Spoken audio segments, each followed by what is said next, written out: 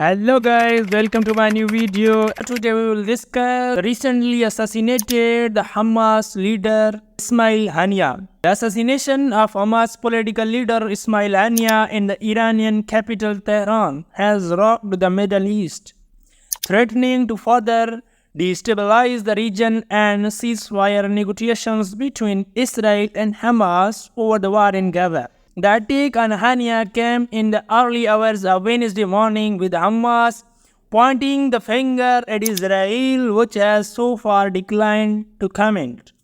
All eyes will now focus on two key questions.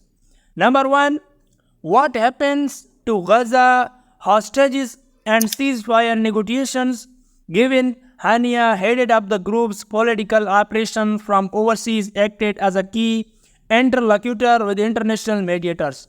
Number two, will this strike inside Iran prove to be the catalyst for a potential full-blown regional war?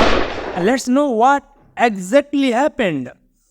Haniyah had been in Tehran for the inauguration of Iranian President Masoud Pezeshkian and was staying in a residence for veterans in the north of the city, state-affiliated news reported. Haniyah was hit directly by a rocket in the room in which he was staying, Hamas spokesperson and deputy head Khalil al-Hayya said at a news conference in Tehran. He said Israel would pay the price from the Haniyah's crime. Earlier, Iranian state media reported that an airborne guided projectile had targeted the building at around 2 a.m. local time. Also, media reported that bodyguard was also killed and that further investigations are underway to determine the details of the operation and the position from where the projectile was fired.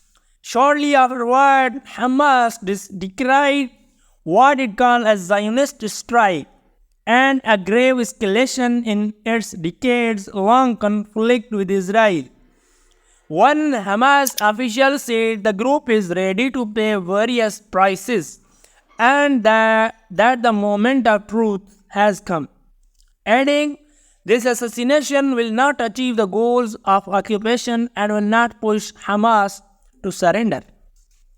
When asked for a comment, Israel's military said it doesn't respond to reports in the foreign media. Who was Haniyah?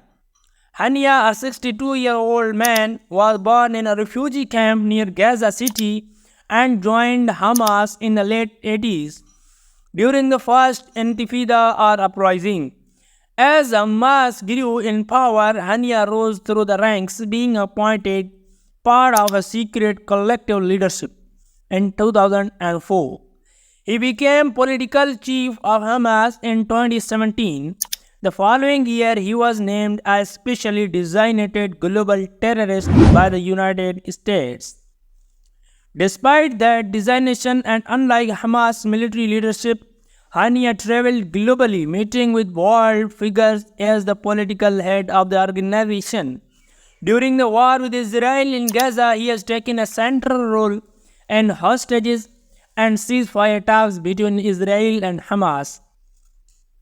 Earlier this spring, he said Hamas was willing to strike a deal, but it would require Israel withdrawing from Gaza and a guarantee to cease fighting in the enclave permanently, demands that Israel has called unacceptable. How does this impact ceasefire talks? Haniyah was in touch with mediators in Qatar and Egypt as recently as early July.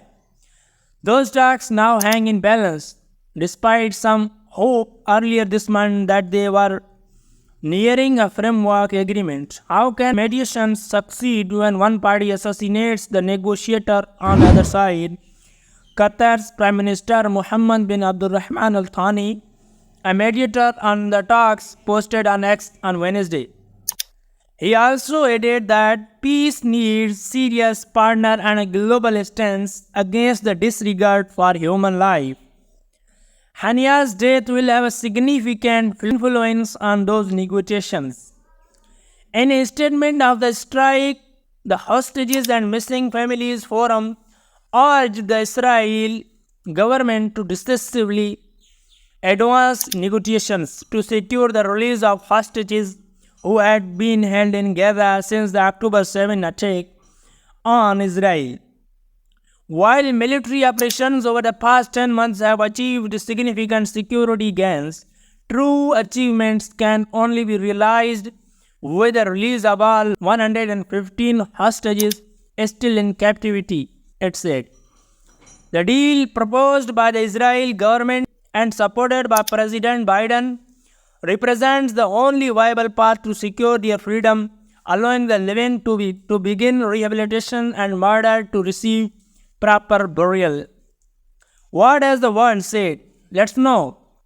Leaders from all around the world have weighed in, with some condemning the killing and voicing alarm about the potential fallout. Palestinian leaders, including the Palestinian president and prime minister, who come from factions that have deep historical rivalries with Hamas, have condemned the killing and called for Palestinians' national unity.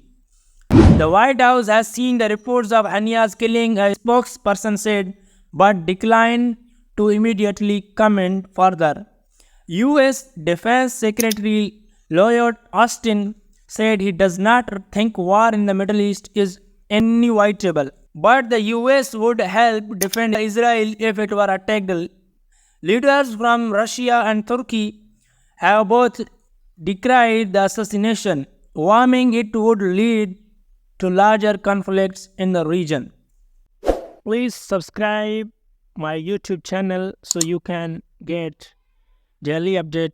Thank you so much for watching and your love. Thank you.